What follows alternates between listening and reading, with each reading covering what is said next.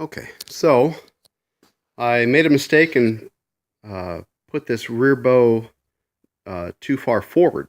So the measurements that I gave in the first video were all messed up.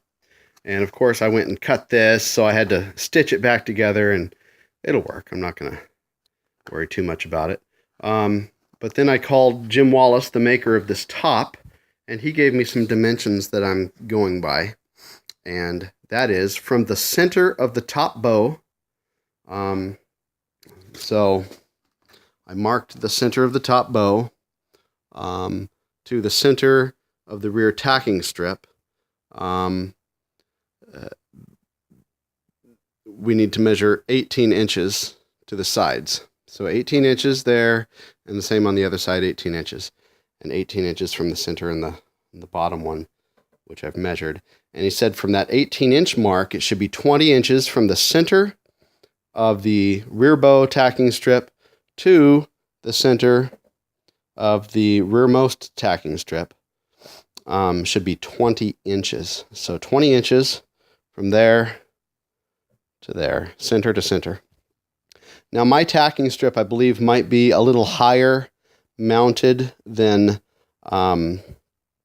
most tacking strips. So I actually moved it down so it's from the center of the top to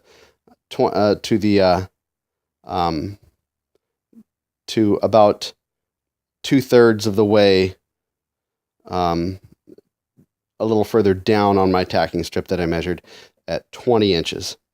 So that measurement is 20 inches, and then I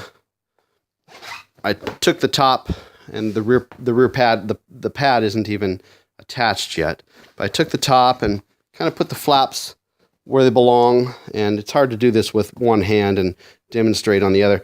And then it did indeed put this slit closer to the center of the rear bow, and that's what we want. So that's what I'm going so far. The distance from the very front to the rear bow doesn't matter, really. I mean, relatively. But the most important thing is the spacing of the rear bow relative to the rearmost tacking strip. 20 inches from 18 inches off center.